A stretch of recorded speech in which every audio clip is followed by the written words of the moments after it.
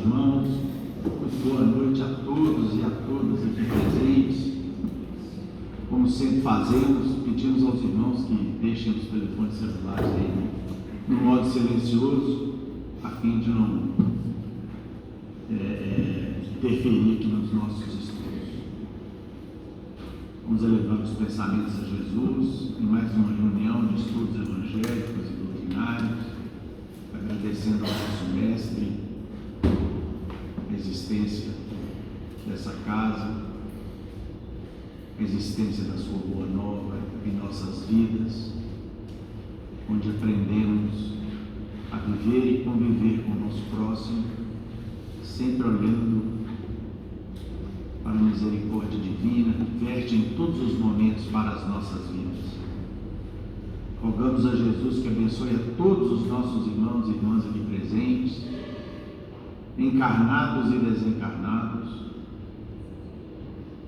que os seus emissários que dirigem essa casa, que por aqui estejam estagiando, possam amparar a todos nós e que esse amparo possa ser enviado aos nossos familiares,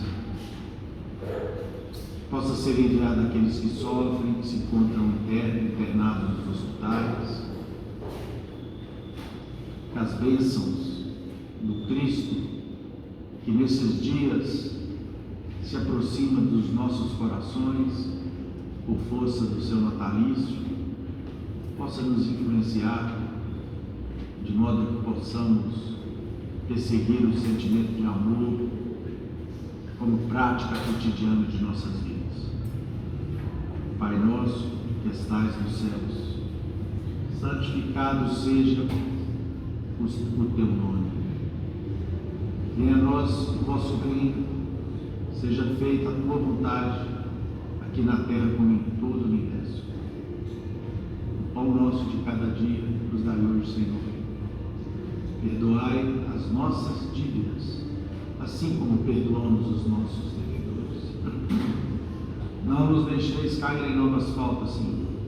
Livrai-nos do mal, pois que vossos são o reino, o poder, a majestade e a glória, para todos sempre, que assim seja. E em nome de Deus, de Jesus, nosso mestre, de Paulo de Tarso, patrão da nossa casa de oração, estudo e trabalho, dos nossos amigos e benfeitores espirituais, nós estamos iniciando os nossos estudos evangélicos e doutrinários da noite, na santa e bendita paz do Senhor, que assim seja. No capítulo 19 do Evangelho segundo o Espiritismo, a fé transporta montanhas. Do item 1, o poder da fé. Quando ele veio ao encontro do povo, um homem se lhe aproximou e, lançando-se de joelhos a seus pés, disse: Senhor, tem piedade do meu filho, que é lunático e sofre muito, pois cai muitas vezes no fogo e muitas vezes na água. Apresentei-o aos teus discípulos, mas eles não puderam curar. Jesus respondeu, dizendo: ó raça incrédula e depravada, até quando estarei convosco? Até quando vos sofrerei?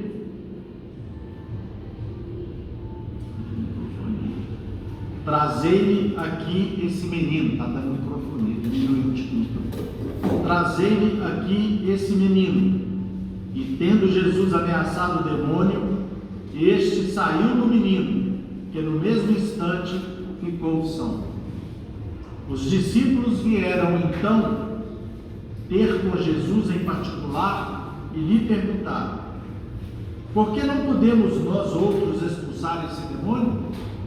Respondeu-lhes Jesus: por causa da vossa incredulidade. Pois em verdade vos digo, se tivesseis a fé do tamanho de um grão de mostarda, diríeis a esta montanha: transporta-te daí para ali, e ela se transportaria, e nada vos seria impossível. Mateus 17, 14 a 20. Nós temos ainda a pergunta 663 do Livro dos Espíritos. Pergunta: podem as preces que por nós mesmos fizermos mudar a natureza das nossas provas e desviar-lhes o curso? Resposta dos Espíritos a Kardec: as vossas provas estão nas mãos de Deus, e algumas há que têm de ser suportadas até o fim, mas Deus sempre leva em conta a resignação.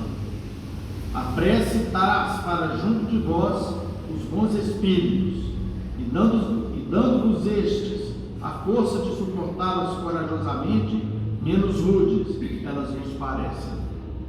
Hemos dito que a prece nunca é inútil quando bem feita, porque fortalece aquele que ora, o que já constitui um grande resultado. Ajuda-te a ti mesmo, e o céu te ajudará. Bem o sabes. Ademais, não é possível que Deus mude a ordem da natureza ao sabor de cada um, porquanto o que de vosso ponto de vista mesquinho e do da vossa vida efêmera vos parece um grande mal, é quase sempre um grande bem na ordem geral do universo. Além disso, de quantos males não se constitui o homem o próprio autor, pela sua imprevidência ou pelas suas faltas? Ele é punido naquilo em que pecou. Todavia, as súplicas justas são atendidas mais vezes do que supondes. Julgais de ordinário que Deus não vos ouve, porque não faz a vosso favor um milagre, enquanto vos assiste por meios tão naturais que vos parecem obra do acaso ou da força das coisas. Muitas vezes também, as mais das vezes mesmo, ele vos sugere a ideia que vos fará sair da dificuldade pelo vosso próprio esforço. Passamos a palavra para o nosso irmão Whindersson.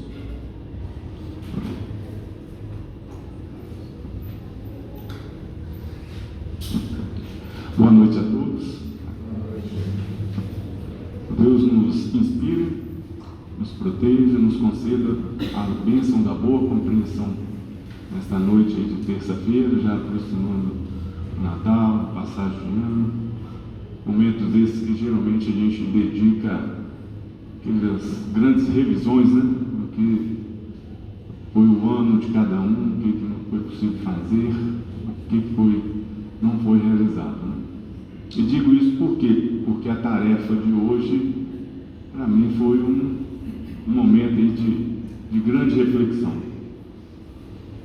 No making off aqui com o nosso querido amigo irmão Lucas, eu estava comentando, né, que esses temas acabam por querer ou não querer, quando a gente vai estudar, para preparar, selecionar, pensar, refletir, o que pode agregar, o que pode facilitar para melhor compreensão, e acaba a gente fazendo a alta reflexão, né? E imagine a gente refletir sobre a questão da fé. Ainda mais nessa perspectiva, né, de que a fé transporta montanhas. E quantas montanhas não foram aparecendo, né, no ano aí de 2025? Isso fazendo comigo, mas imagine vocês, né? E aí fica a pergunta: puxa, eu li isso aqui, eu tinha estudado isso aqui outra vez, mas mesmo assim vacilei naquilo, poderia ter melhorado naquilo. Igual o Belarmino Bicas, né? Você vai fazendo a conta, né? Somando, fazendo a contabilidade, né, Lucas? E aí você fala: eu acho que eu passei raspando, poderia ter sido melhor. Mas nunca é tarde, não é isso? Eu acho que o grande propósito da gente é esse, né?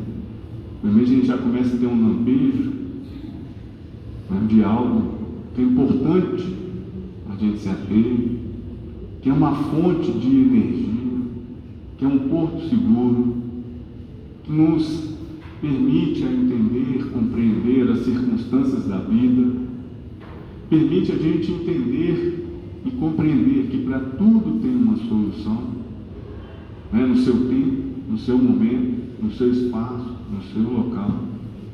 E isso vai trazendo um pouco assim de conforto. E a temática é justamente sobre isso, o poder da fé, né? O poder da fé. E outra coisa que ficou muito assim, evidente, que nesses atos preparatórios ou no making off, a quantidade de material, e assim deve ter acontecido com o nosso irmão Miller também, você vislumbra para trazer e acessar sobre o poder da fé. E aí você começa também a ter outra dimensão. Meus irmãos, nós temos aí fé, 2 letras. 2 letras. E a gente sabe que o esforço de síntese tem que ser enorme. E na hora que você olha para essas 2 letras e vê a quantidade de livros e de material disponível para estudar, você fica pensando, poxa, isso é algo super importante. Só de a gente comparar isso dentro da própria doutrina espírita e esse substantivo abstrato composto por 2 letras, fé. E aí você começa a entender e compreender que é a base, assim como amor, caridade. E essa fé para nós outros é que nos permite e vai proporcionar esse caminhar, né, ao longo da nossa estrada. Essa compreensão deste conceito vai nos dar o conforto, muitas das vezes, do que nós vamos encontrar pela frente, por vezes montanhas, que é a preocupação aqui do Kardec, e clareado um pouco mais para a gente essa compreensão do significado aqui de montanha, e que muito bem explorou aqui, né, Mateus, nessa perspectiva de mostrar para a gente, diante dessa passagem, deste momento em que Jesus cura um menino endemoniado, para reforçar e mostrar a importância e o caminho que nós devemos buscar em torno da melhor compreensão dos seus ensinamentos e, mais do que isso, ser fiel a esses ensinamentos, acreditar, colocar confiança e seguir. Eis então a ambiência para que a gente possa voltar a nossa mente, o nosso espírito, a fim de tentar absorver e fazer essas reflexões. O quanto eu me aproximo, me distancio, o quanto eu consigo compreender, entender, criando essa base, essa crença, e ser fiel a esses ensinamentos pelos quais, quer queira ou não, nós passamos aí ao longo do decorrer do ano, né? Quer seja por meio da estrutura dos próprios temários, quer seja em conversas particulares, quer seja em reflexões aí autônomas, mas quer queira ou não, nós tivemos aí a grata oportunidade de recorrer a esses temas muito presentes aqui no Evangelho segundo o Espiritismo. Emmanuel, lá na lição 21, na sementeira da fé, no livro Assim Vencerás, já lança essa perspectiva para a gente. Se não, vejamos. Para que possamos movimentar a fé no plano exterior, é indispensável que venhamos a possuí-la, ainda mesmo na diminuta proporção de uma semente de mostarda, no solo de nosso próprio espírito. Ou seja, nem que seja pequenininha, é bom a gente ter essa ciência, essa consciência de que a gente precisa o quê? Movimentar essa fé. A fé não pode ficar adormecida. Assim, pois, é indispensável movimentar a terra seca e empedrada de nosso mundo interior, para ambientar em nosso coração essa planta divina. Um exemplo, vírgula, por exemplo, 2 pontos, são ações como essa, quando a gente tira um tempinho para vir aqui, por exemplo, escutar, aí em casa faço o continuar e assim segue. Eu estou movimentando aquela terra empedrada. A vida é igual fazenda valiosa de que somos usufrutuários felizes, mas não podemos aprimorá-la ou enriquecê-la confiando no que? Apenas na preguiça e na distração. Porque a fé não vai cair do céu, ela está presente conosco. Todos nós temos a fé, está guardada. Agora eu preciso movimentar, eu preciso alimentar, eu preciso crescer. O proprietário da vinha não cederia ao lavrador uma enxada com destino à ferrugem. Então Deus nos deu a fé por algum motivo, não é verdade? E muito provavelmente para que a gente possa suportar a nossa caminhada, por vezes repleta de relevos, por vezes de topografia mais acidentadas, por vezes montanhas. Então, ele já nos permite, nos concede isto, para que a gente possa o quê? Superar. É imperioso remover no campo de nossa alma os calhaus da indiferença e drenar na vasta extensão de nossos desejos os charcos da ociosidade e do desânimo. Porque por vezes é isso que vai aparecer, a ociosidade, mas sobretudo o desânimo. Dentro dessas pesquisas que a gente vai fazer, tem um texto que é muito interessante, que destaca a palavra mas. Mas agora estou cansado, mas agora não dá, mas está difícil. E a gente vai postergando esses momentos, essas reflexões, essas iniciativas de poder parar, compreender, entender, ouvir, refletir, né? É necessário assim alterar a paisagem de nossa vida íntima, para que a fé viva, nasça e se desenvolva em nossos destinos, por gradativo investimento de força transformadora e criativa, dotando-nos de abençoadas energias para que as nossas realizações de ordem superior possam acontecer. Se tiveres fé no simples tamanho de um grão de mostarda, disse-nos o Senhor, adquireis o poder de transportar montanhas. Aproveitemos desse modo a luta e a dificuldade que a experiência nos oferece a cada dia e habilitemos-nos a converter as sombras da antiga animalidade em divina luz da espiritualidade. Então, ou seja, ele nos dá um contexto de que é preciso a gente o quê? Movimentar. Olha, eu tenho, eu compreendo, mas também ela ficar ali inerte, parada, não vai funcionar. Então, o que nós podemos fazer? Vamos avançar mais um pouquinho ainda em busca de entender o que é ter fé. Aí no livro O Consolador, lá pela questão 354, Emmanuel vai destacar para a gente o que é poder, o que se pode definir, o que é ter fé. Ter fé, Emmanuel explica para a gente, é guardar no coração a luminosa certeza em Deus. Então, guardar no coração a luminosa certeza em Deus. Certeza que ultrapassou o âmbito da crença religiosa.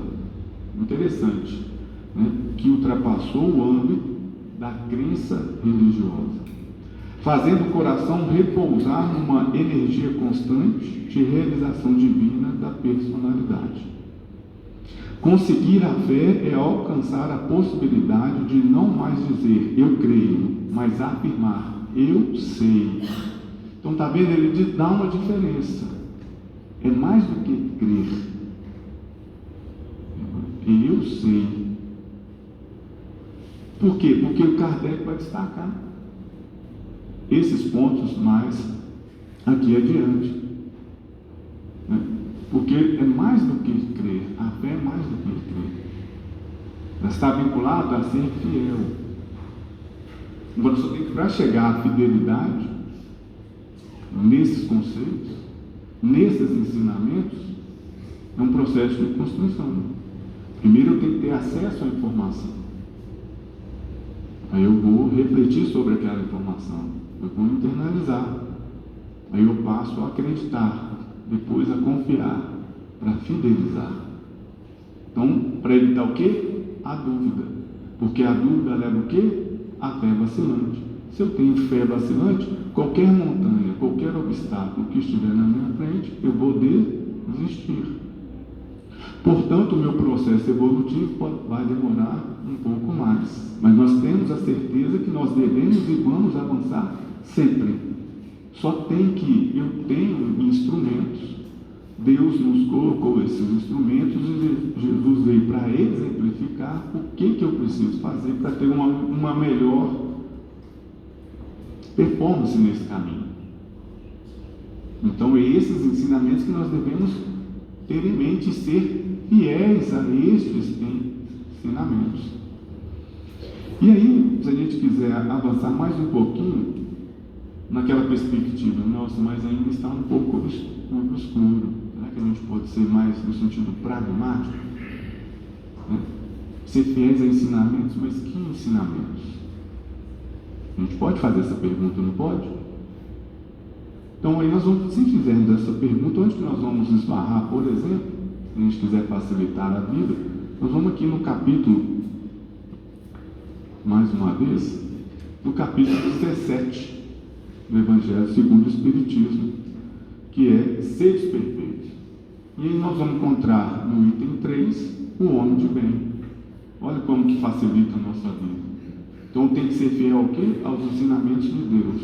Mas Deus ensinou tanta coisa, pode facilitar a nossa vida. O Evangelho segundo o Espiritismo destaca num capítulo aqui, ser perfeito.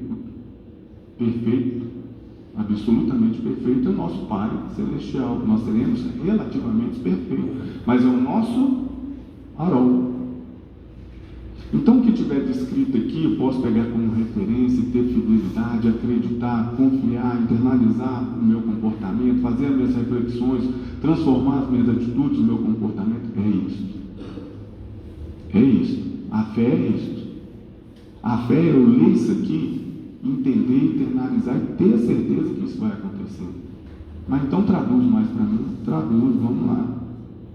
O verdadeiro homem de bem é o que cumpre a lei de justiça, de amor e de caridade. Deposita fé em Deus, deposita fé no futuro. Eu tenho que ter confiança e acreditar que tem um futuro, que existe vida, por exemplo, após a morte. E ele destaca: possuído do sentimento de caridade e de amor ao próximo, faz o homem de bem pelo bem, sem esperar paga alguma, retribui o mal com o bem. Eu tenho que me associar a isto, eu tenho que ser fiel a isso. Repetindo aqueles passo a passo, primeiro eu tenho que ter acesso à informação. Hoje eu estou ouvindo que eu tenho que retribuir o mal com o quê? Com o bem. E amanhã eu vou refletir sobre isso, vou parar, vou pensar o que significa isso. Não é verdade, é uma verdade. Depois da manhã o que acontece? Eu vou tentar colocar em prática. Coloquei em prática e funcionou, olha só, retribuí o mal com o bem. Eu fui lá, dei um abraço na pessoa que me distratou. Não é que funcionou? Eu evitei confusão, eu evitei desavenças, eu evitei novos conflitos, quem sabe eu evitei até um matando o outro. Porque eu retribuí o mal que me foi feito com o bem. Mas o que você fez? Apertei a mão, desenhei um botinho, perguntei se a pessoa estava tudo bem, se precisava de uma ajuda, posso ajudar? Então passo a acreditar nisso e coloco isso na minha vida. Mas se eu não acreditar, não pôr confiança, se eu não for fiel a este ensinamento de retribuir o mal com o bem, o que vai acontecer na primeira desavença? Nós vamos partir para as agressões, para os xingamentos, para o rancor, para o ódio. Não é verdade? E ele fala ainda, ensina: o homem de bem é bom, humano, benevolente, tolerante, paciente. Toda hora a gente fala de paciência, né? Paciência. Paciência. É um ensinamento de Deus que eu vou focar, vou compreender, vou internalizar, vou refletir, vou confiar, vou acreditar e vou ser fiel ao ensinamento que eu tenho que ter paciência. Deus nos concedeu essa oportunidade de vida enquanto aqui encarnados. 2025, Belo Horizonte. Nós estamos aqui no convívio. E ele fala com a gente: olha, tenha fé nisso, nessa palavra que eu vou te mencionar, paciência. E a gente fica refletindo. Se eu acreditar nisso, nos momentos que eu estiver diante das intolerâncias, eu aplicar a paciência, o que ele vai falar? Se você seguir esse caminho, você vai no caminho reto. Você vai no caminho reto. Por isso, quando a gente menciona no making off, né, quando você chega no final do ano, faz esse balanceio dentro das instruções, você vê que eu passei com 6, né? Ainda bem que por enquanto é 5. Porque por vezes você ouviu, mas não conseguiu ainda internalizar. precisa melhorar, precisa ter a ideia da confiança, da fidelidade, de não abrir mão, de não desapegar. Acreditar mesmo que as situações estejam a mais diversas possível na sua vida, porque não faz sentido essas palavras, na lógica do olho por olho, dente por dente, da intolerância. Mas eu preciso acreditar que é isso aqui, porque aqui está falando, para ser perfeito, um dos propósitos é ser homem de bem. Ele já entrega mastigado para a gente. Nós temos esse espaço como oportunidade para fazer essas reflexões. O que me custa ser benevolente? Ter uma predisposição para perdoar outras pessoas, para manter a calma, ser tolerante. O que me custa? Porque é isto aqui que vai nos permitir avançar no nosso progresso. E aí vem uma outra lição que está dentro do contexto apresentado por Kardec, porque ele nos coloca que existe o seguinte nessa lógica, né? Nós estamos muito próximos de uma fé humana, uma fé material. E isso aqui já esteve presente na vida de cada um de nós. Quero passar no concurso, quero comprar uma casa, quero comprar um imóvel, quero conhecer um lugar, fazer uma viagem bacana. O que a gente faz? Joga todo o esforço nosso, todo o quê? Pensamento positivo para que a coisa aconteça, não é verdade? A gente perde noite de sono, às vezes fica sem alimentar, faz uma economia, não é isso? Conversa com um, conversa com o outro, pesquisa. Então a gente se mobiliza, cria como diz, a crença fiel, você se fideliza a esses objetivos, a esse propósito, para que aquilo possa acontecer. Se de repente eu tenho que fazer uma economia, você é fiel ao conceito de economizar, e assim eu faço. Em vez de comer 2, 3 pães, eu como um só, porque eu vou precisar disso aqui à frente, se eu precisar de trocar de roupa, eu vou deixar para depois, aí vai a educação financeira. Nós estamos muito associados com isso, mas Kardec fala, olha, existe uma outra fé, a fé divina, a fé moral, que é justamente esta, o quanto nós estamos mais próximos ou mais distantes desses ensinamentos de Deus, que vai permitir a gente ultrapassar esses obstáculos, as montanhas, por via de regras colocadas pelos nossos próprios vícios, a nossa intolerância, nossa impaciência, as nossas agressividades, que perpassam um conjunto que ele vai chamar de fé vacilante. Enquanto está tudo certo, ok, mas apareceu qualquer coisa de diferente, Deus não presta, isso não existe, isso não pode, isso aqui eu vou me acovardar. Não é essa a lógica. E aqui eu vou resgatar, se os irmãos permitirem, uma passagem, um comentário sobre o apóstolo Tomé. Porque essa questão da fé vacilante que às vezes pode estar muito próximo da gente. Então cabe a gente adensar um pouquinho para que, enfim, fique bem um espaço de reflexão para todos nós, né? Para que a gente evite cair na lógica dessa fé vacilante. Como via de regra, por vezes, os apóstolos que vão aparecer com mais evidência aqui, Mateus, Lucas, João, e é interessante que, dentro desses estudos, Tomé aparece com força nessa lógica do pensamento, nessa lógica de com a fé. Porque Tomé, muito superficialmente colocando, ele é conhecido, né, que ele tinha que ver para crer. E muitas vezes acontece isso com a gente, né? Por muitas vezes isso acontece. E aqui tem um comentário que o comentarista aqui, que numa Bíblia de estudos que a gente utiliza muito aqui, faz esse recorte e chama atenção nessas reflexões em torno da figura de Tomé e que serve para a gente. Tomé é frequentemente lembrado como aquele que duvidou da ressurreição de Cristo, merece ser respeitado por sua fé. Então, ou seja, ele por vezes duvidava, colocava isso, mas ele, a partir do momento que ele compreendia, a fé era absoluta, era a fé verdadeira. Por isso que não é só crer, é saber, entender compreender, para poder praticar. Suas dúvidas tinham um propósito. Ele queria conhecer a verdade. Tomé não idolatrava seus questionamentos. Ele alegremente cria de crer, quando tinha razões para fazê-lo.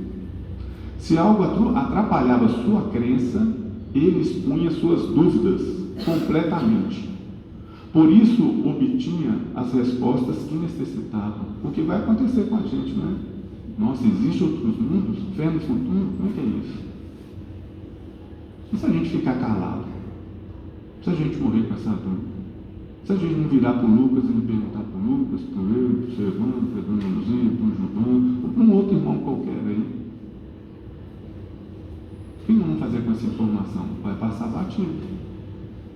Existem outros mundos? Então, ou seja, é isso que ele buscava. Ele buscava compreender, compreendendo, ele poderia então confiar, e ao confiar ele se tornava fiel. Então expunha suas dúvidas completamente, por isso obtinha as respostas que necessitava. A dúvida era somente uma maneira de reagir a determinadas situações e ideias, não o modo de vida de Tomé. Porque, a bem da verdade, ele tinha uma fé fervorosa. Embora as referências a Tomé sejam breves, é possível perceber que o seu caráter era consistente. Esforçou-se para ser fiel ao que conhecia, apesar do que sentia. Em certa ocasião, quando era óbvio a todos que a vida de Jesus estava em perigo, somente Tomé verbalizou o que a maior parte do grupo dos discípulos sentia. E o que ele verbalizou?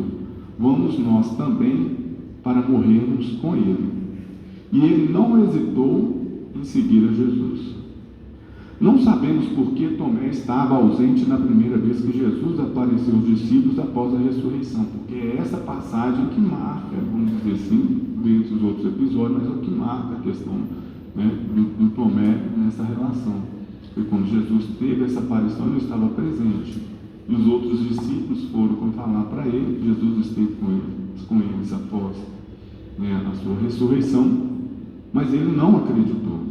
Ele ainda só vendo e colocando a mão lá nas chagas. Né?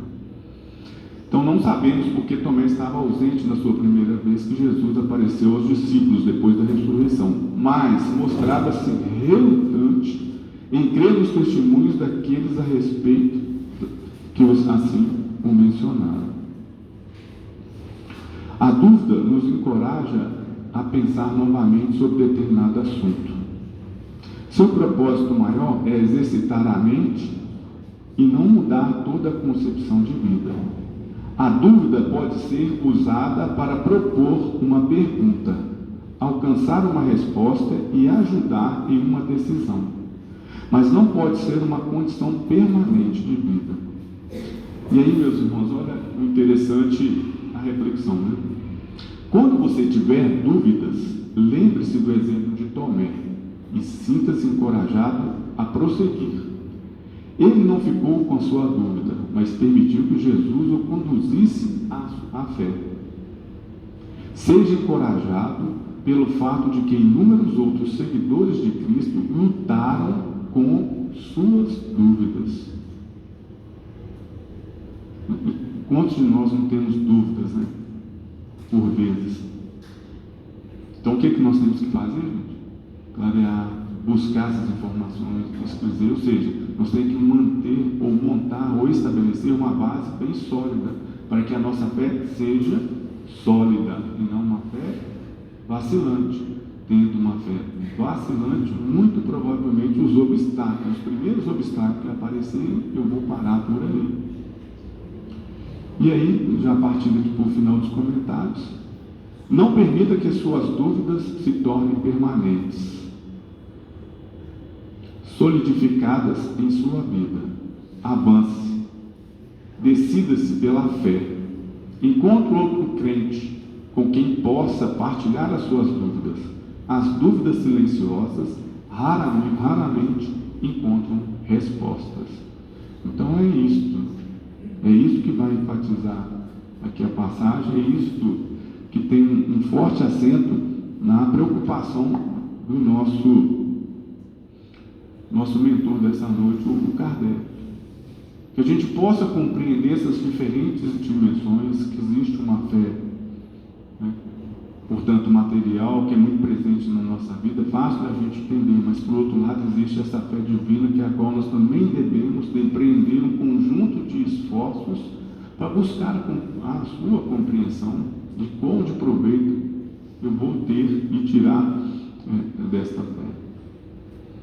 Então, assim, como diz, o tempo passa, e passa rápido, né? Nós tínhamos outros comentários, fazer outras instruções a mencionar, mas o que fica para a gente é esse terço final aqui, extraído desse comentário, dessa figura, dessa grande figura, desse grande apóstolo, e que serve para a gente, porque também é esse, por vezes, no momento nosso de evolução espiritual, no momento nosso de transformação, principalmente para aqueles que têm os primeiros contatos, no nosso caso aqui em específico, a doutrina espírita, né? Que a gente não morra com essas dúvidas, que a gente não deixe, nós não podemos deixar com que essas dúvidas, né, tomem conta de nós, porque elas, por vezes, a insegurança, a incerteza, é que vai levar o nosso, por vezes, demorar na nossa evolução espiritual. Então, que Deus possa continuar amparando a todos vocês com a boa compreensão acerca dessa temática do poder da fé, né? Do poder da fé, como a gente observa, ela é uma fé que pode transformar, mudar, tornar as coisas praticamente, né, possíveis de ser realizadas, se assim a gente quer, imprime força, mentaliza, pensa positivo, e inclusive, como aconteceu com Jesus no exemplo mencionado, curar os nossos próximos, né? Há de chegar o dia que nós teremos, se Deus quiser, essa capacidade aí, por meio do nosso querido passe magnético.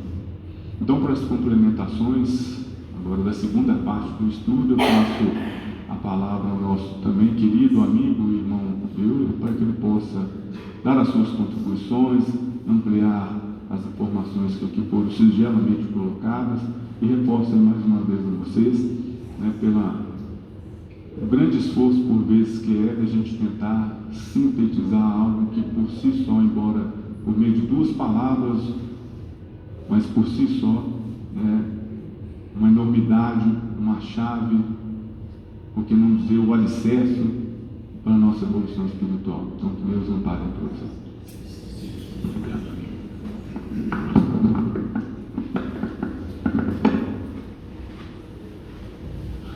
Meus amigos, minhas amigas, a fé é o firme fundamento das coisas que se esperam e a prova das coisas que não se veem. Esse conceito foi expressado por Paulo de Tarso na sua epístola aos Hebreus, e é com ele que nós vamos começar a refletir, já inspirados aí pela manifestação do nosso querido amigo e irmão Wilson, a respeito do tema.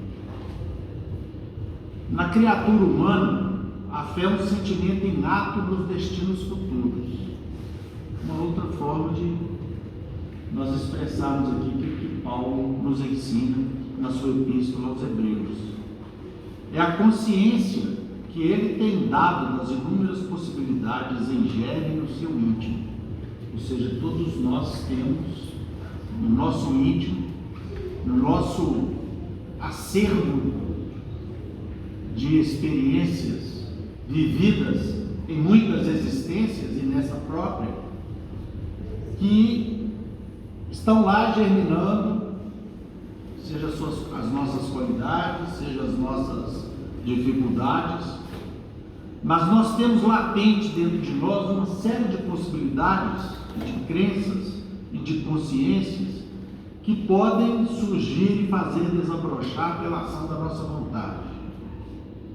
E é assim que a gente verifica os nossos exemplos, seja na cristandade, seja nos momentos atuais em que vivemos, nos momentos mais contemporâneos, nós nascemos com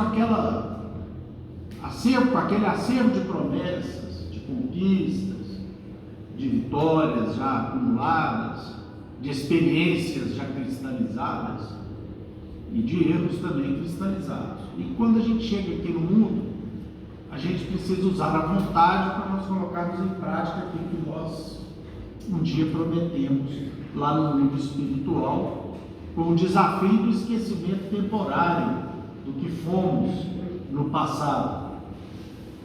E o ato de vontade, como nós vamos ver aqui, é muito importante para que nós possamos pôr em funcionamento as nossas crenças, os nossos desejos de realizações, etc.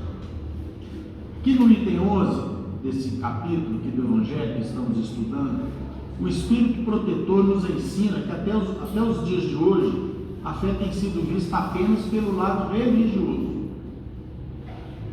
Até a doutrina espírita, até Jesus e a doutrina espírita, que é a sua continuidade, as pessoas avaliavam a fé do seu aspecto religioso.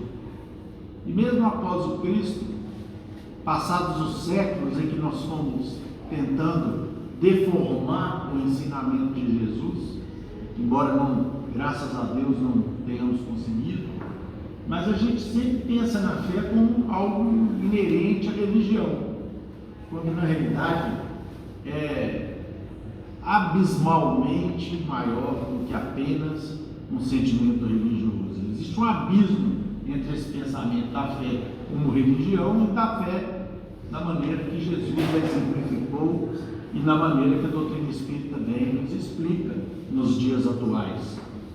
E Jesus demonstrou através dos seus milagres, entre aspas, que foram os fenômenos que ele produziu, o quanto a fé pode operar a partir da manipulação de forças ainda ou totalmente desconhecidas ou apenas parcialmente conhecidas pela ciência, pela humanidade, portanto, e que são forças da natureza, são forças universais.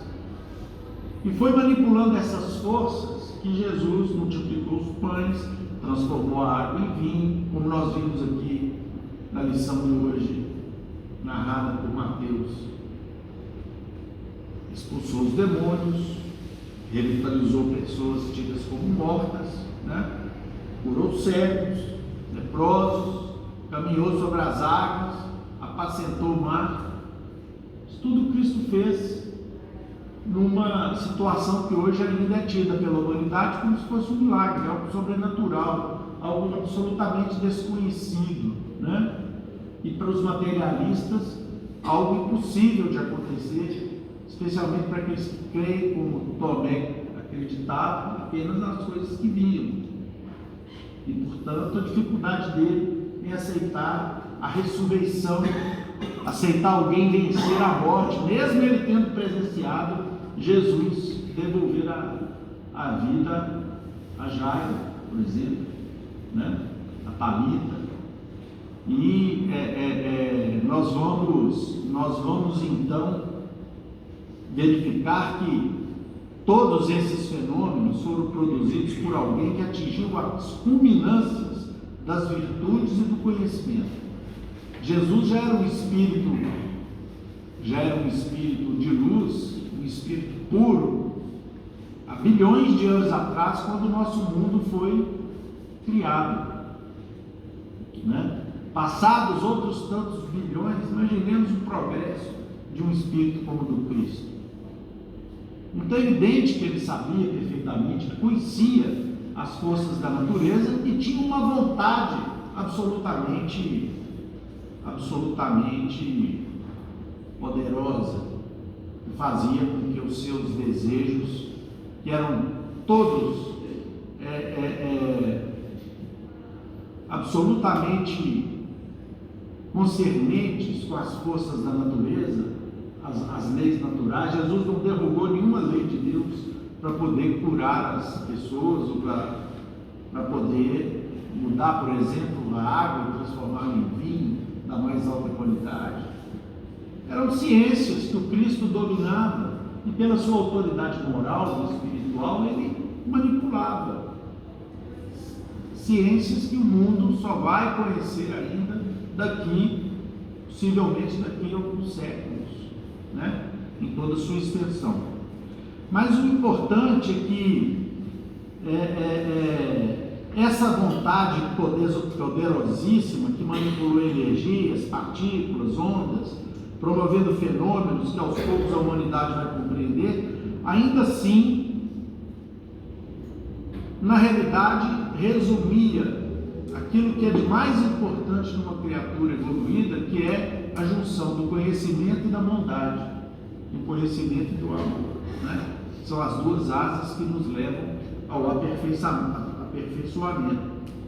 E a doutrina espírita nos auxilia de maneira bem definitiva, e hoje eu estava lendo inclusive sobre isso, né? A força, a física quântica já conseguindo bater as portas do conhecimento do pensamento, da força que o pensamento tem. Então, o pensamento cria, mas a vontade impulsiona. Então, quando nós pensamos, especialmente quando nós idealizamos determinadas situações das nossas vidas, nós vamos aproximando as nossas forças eletromagnéticas que compõem o nosso pensamento, que é a roupagem da ideia, como nos fala André Luiz, né? Nós, através da nossa vontade, nós fazemos aquilo acontecer. Nós começamos a fazer com que esses pensamentos, essas ideias, essas formações, né, comecem a se aproximar daquilo que nós acabamos atraindo, ou para o bem ou para o mal. Porque nem sempre nós, e na sua maioria, nós conseguimos atrair boas situações para as nossas vidas com o nosso pensamento, porque vai depender muito de que plano da vida nós estamos situando as nossas vibrações. Então, meus irmãos, como então compreender a fé? A doutrina espírita vem nos auxiliar de uma maneira muito definitiva, e no Evangelho segundo o Espiritismo nós vamos encontrar que existem 3 etapas para nós cultivarmos a fé em nossos corações. E está aqui no item 11 do Evangelho segundo o Espiritismo, em que o Espírito de José nos fala sobre esse tema. E essas 3 etapas é preciso que nós entendamos que é a maneira de nós conquistarmos a verdadeira fé, porque fé não é apenas acreditar. A crença é uma das etapas para termos a fé. Não basta apenas acreditar. Também não basta apenas nós sabermos. Acreditar e saber são 2 etapas para nós conquistarmos a verdadeira fé. E aí nós vamos concluir pelos ensinamentos dos Espíritos que fé verdadeira é quando nós acreditamos, sabemos e nos entregamos. É por isso que Tomé teve que pegar nas mãos de Jesus. É por isso que os discípulos correram na hora da crucificação. E nós vamos ver aqui mais adiante por quê. No item 6 aqui desse capítulo que nós estamos estudando, meus irmãos, o espírito de aliás, um comentário de Kardec, ele nos fala aqui o seguinte, no último capítulo, no último parágrafo aqui: em certas pessoas a fé parece de algum modo inata. Em pessoas que tem uma fé impressionante. De vez em quando a gente vê alguns irmãos que estão sofrendo lá no norte do Brasil com seca, hoje menos, né? Porque as redes de proteção social, infelizmente, melhoraram muito no Brasil. Mas eu me lembro, na minha juventude, assistindo jornal, As pessoas lá com 4, 5, 6, 1 ano, 2 anos de seca lá no Nordeste, sem entrevistar um nordestino daquele lado do sertão, a pessoa não tinha uma nesga de revolta. Ainda dizia assim: não, eu tenho fé que meu padrinho Francisco vai lembrar de mim. Eu tenho fé que vai chover aqui no sertão. Eu vou poder voltar a plantar minha mandioca. Eu vou poder dar tirar um leite da minha cabra ou da minha vaca. Eu tenho fé que as coisas vão melhorar. Onde é que essas pessoas rudes, grande parte delas analfabetas, tiraram essa fé de onde? De um acervo que consta em todo o patrimônio espiritual que elas trazem, né? Essa facilidade de assimilar as verdades espirituais é sinal evidente de anterior progresso. Nós sabemos que nós fazemos conquistas em cada vida que a gente vem aqui na Terra. Todas as vezes que nós encarnamos, por mais bobagens que a gente faça, alguma coisa a gente aprende. Isso serve para nós de patrimônio para as vidas futuras. Em outras pessoas, ao contrário, essas dificilmente penetram, né? Essas verdades espirituais. Sinal não menos evidente de naturezas retardatárias. As primeiras já creram e compreenderam. E aí eu não estou falando essa coisa de crer, de saber e de compreender e de acreditar, não estou falando em cultura, não, gente. Evidentemente que uma fé raciocinada nos ajuda demais, mas trata-se desse patrimônio aqui, dessa natureza já com diversas conquistas que muitas pessoas trazem, né? Estão com a educação feita, as segundas tudo têm de aprender, ou seja, aqueles que não creem estão com a educação por fazer. Ela, entretanto, se fará, e se não ficar concluída nessa existência, ficará em outra. Então, a fé não é apenas acreditar, não é apenas saber. A fé é se entregar. Fé é se colocar inteiramente à disposição. Fé é se comprometer. E aí nós vamos lembrar, quem for lá no livro 50 anos depois, de Emmanuel, vai ter uma passagem lá que tinham 120 cristãos esperando numa cela para serem levados para o circo para serem mortos. Dos 120, sabe quantos que foram até o fim? Segundo Emmanuel, 30. Os outros 90, não aguentaram, coitados. Eu certamente estaria do lado daqueles que iam trucidá-los todos. Mas se eu estivesse na condição de cristão, ser prestes a ser martirizado, talvez eu também não aguentasse o testemunho. Eu não conseguiria me comprometer, eu não conseguiria me entregar. E fé verdadeira é isso.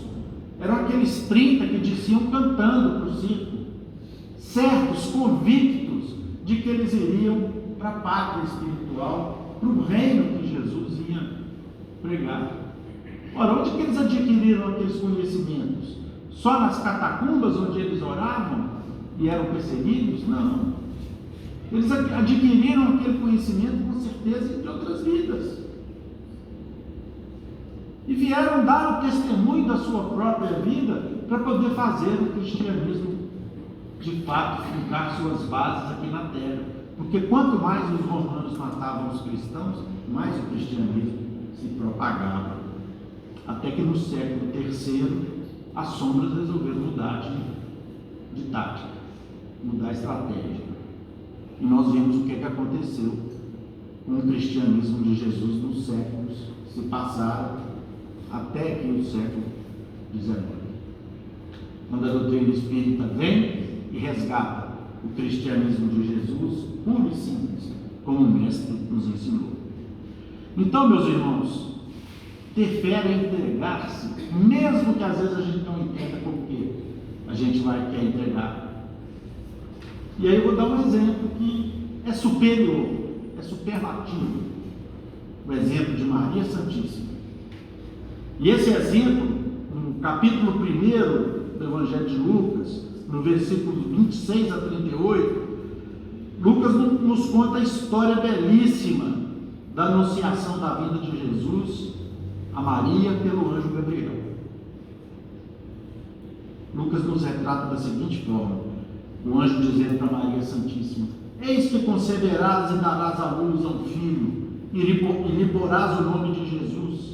Ele será grande e chamar-se-á Filho do Altíssimo, e o Senhor Deus lhe dará o trono de seu pai Davi, e reinará eternamente na casa de Jacó, e o seu reino não terá fim. Maria não entendeu quase nada, né? Afinal de contas, ela estava noiva de José, sequer tinha se casado ainda. Jamais passaria na cabeça dela a aparição de um anjo dizendo isso para ela. E o anjo então, Gabriel, conforme as narrativas de Lucas, as narrações de Lucas, diz o seguinte: o Espírito Santo descerá sobre ti, Maria, e a força do Altíssimo te envolverá com a sua sombra. Por isso, o ente santo que nascer de ti será chamado Filho de Deus. A partir daí, meus irmãos, Maria simplesmente passou a crer. E crer na profundidade daquilo que estava sendo dito a ela, e mesmo não entendendo muito aquilo que ia acontecer na sua vida, até porque Gabriel não tinha condição de explicar. Como é que ele ia explicar que vai nascer um Cristo, vai fazer isso, fazer aquilo, depois vai ser esquecido pelo seu povo e crucificado pela ingratidão, pelo atraso espiritual das pessoas, vai ser perseguido? Como é que explicar isso para Maria naquele momento da anunciação da vinda do Filho de Deus? Então Deus precisava para cumprir, Cristo para cumprir os seus desígnios aqui na terra, precisasse de alguém que acreditasse e pronto. E foi o que Maria fez. Ela se entregou, se comprometeu, mesmo sem entender naquele momento tudo o que aconteceria, e simplesmente respondeu: eis aqui a serva do Senhor, cumpra-se em mim segundo a tua palavra. Ponto. E aí nós vamos ver a diferença de Maria para os discípulos. Todos os discípulos acreditavam em Jesus, conviviam com Jesus, viram os fenômenos que o Cristo promoveu, tinham certeza de que Jesus era o Salvador do mundo, mas na hora do testemunho, exceto João, que ficou ao lado de Maria, fugiram. E fugiram mesmo, essa é a expressão literal, ficaram temerosos. Pedro ainda negou o Cristo 3 vezes, quando foi perguntado se ele era amigo de Jesus, se ele era um dos seus seguidores, se ele era... Isso numa situação prevista pelo Cristo, porque ele sabia da fragilidade dos seus discípulos. Judas sequer chegou a entender de maneira completa os ensinos de Jesus, e Tomé da mesma forma. Mas eles tinham uma fé que ainda precisava ser burilada, e seria. Tanto que depois, a partir do Pentecostes, que foi um dos fenômenos mais maravilhosos que o planeta já conheceu, 50 dias depois da comemoração da Páscoa, em que a mediunidade, conhecida através das chamadas línguas de fogo, desceram sobre os discípulos, e Jesus então novamente lhes concedeu os dons da mediunidade, a fim de que eles pudessem percorrer o mundo e levar os ensinamentos cristãos, e dar o exemplo, e dar a própria vida como deram. Aí sim eles se entregaram, todos eles compreenderam esse Cristo maravilhoso que chegou a superar a morte, e na ressurreição voltou até a eles e completou a jornada com eles aqui na terra, para que a partir daí eles dessem sequência, né? Então, meus irmãos, da mesma forma aconteceu com Abraão, lá no Velho Testamento. Deus lhe conclamou: sai daqueles que te fazem parte de sua parentela e vai para a terra. E Abraão poderia indagar: mas que terra que eu vou? Que terra é essa? Não tem nem mapa dessa terra, o Senhor está me mandando. Primeiro você sai, Abraão, e se entrega aos desígnios de Deus. Só depois eu te mostrarei que terra é essa. Está na Bíblia, lá no Velho Testamento. O que Abraão fez? Ele duvidou? Não, ele se entregou. O que ele fez? Ele foi para a terra e, como o próprio anjo lhe disse, vai, depois eu te mostrarei onde é a terra. Vou te mostrar. E ele foi, né? Isso é fé. Fé completa. Fé em que nós conhecemos, aceitamos e entregamos de fato, nos comprometemos de fato, que é o que mutantes, né, mudando aqui para a nossa situação, nós espíritos precisamos compreender. Graças a Deus nós já temos a fé e a crença, acreditamos em Jesus, acreditamos nas múltiplas vidas, nas múltiplas experiências, já compreendemos as leis de Deus, mas precisamos dar o passo seguinte, meus irmãos, que é o de nos entregarmos, de nos comprometermos, de mudarmos a nossa vida.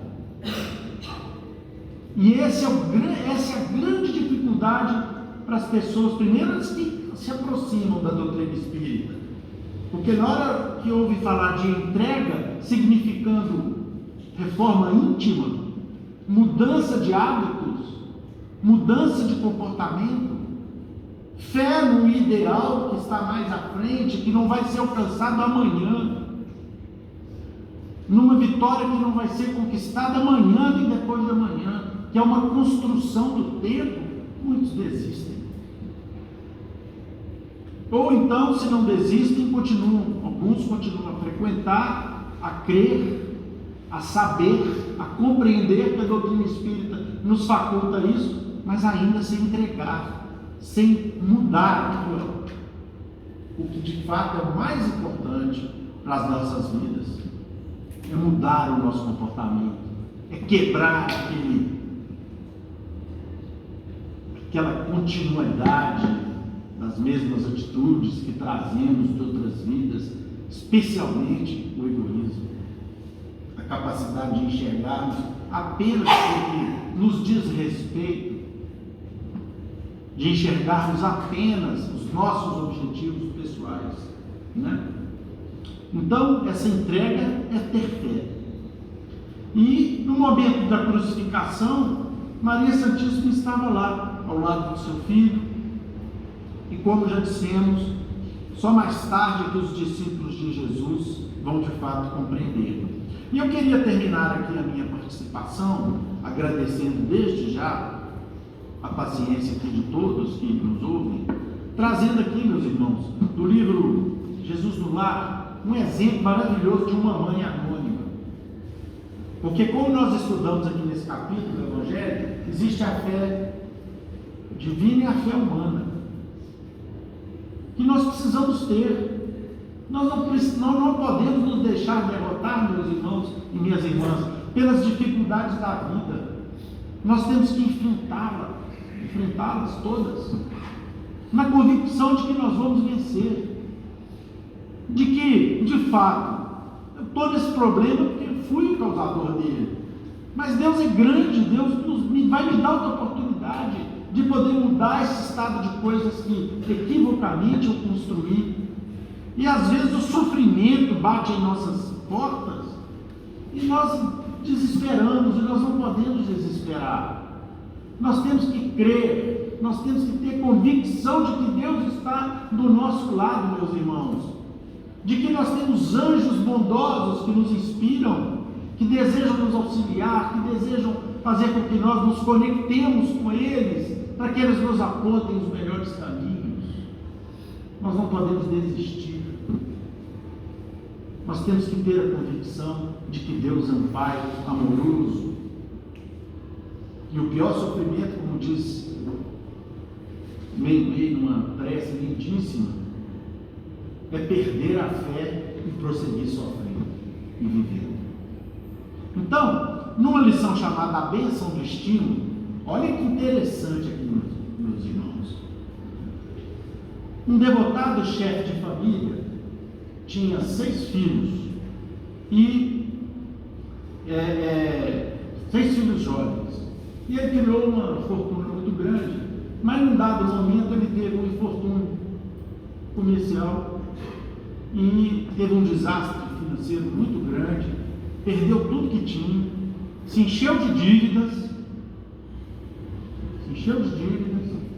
e não aguentou o desespero que aquilo causou em sua vida e adoeceu e morreu.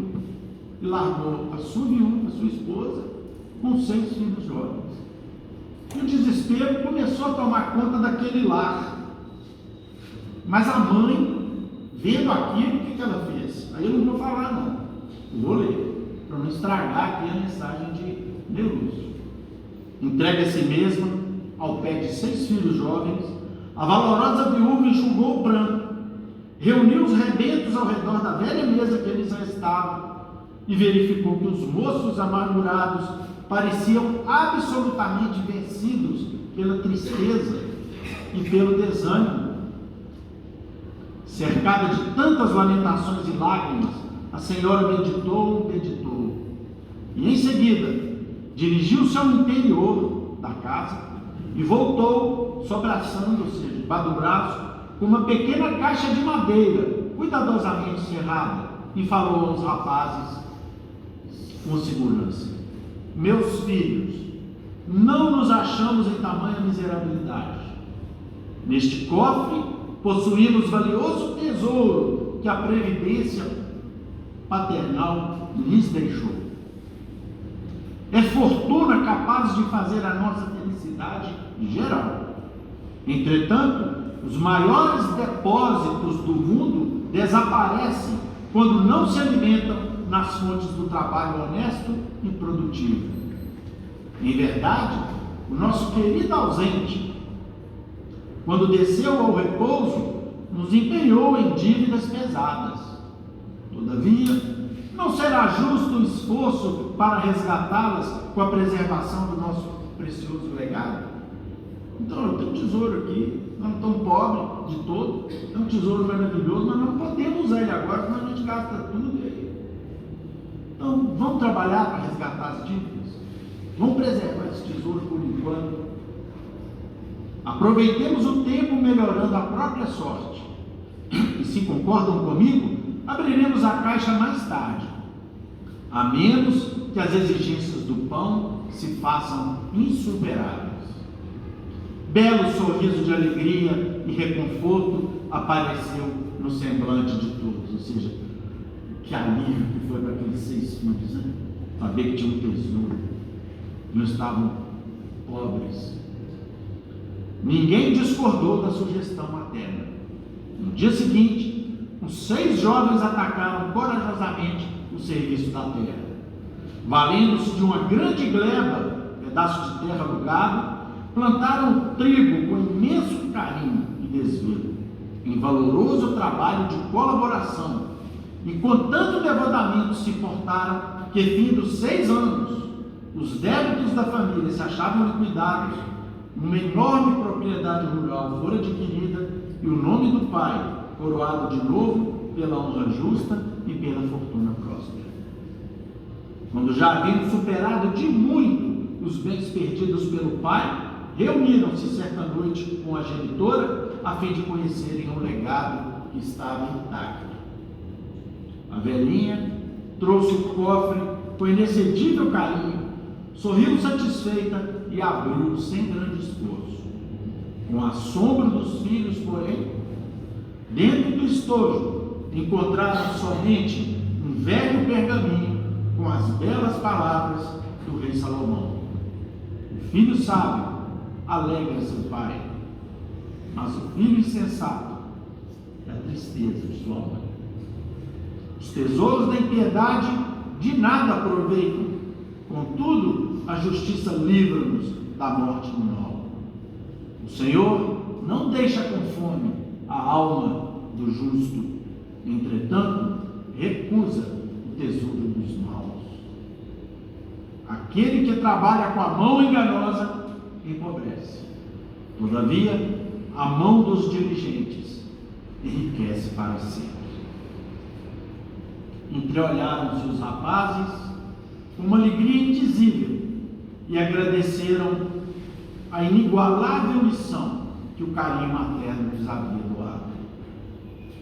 Silenciou Jesus, sob a expressão de contentamento e curiosidade dos discípulos, e, fim de uma ligeira pausa, terminou sentencioso: quem classificaria de enganadora e mentirosa aquela grande mulher?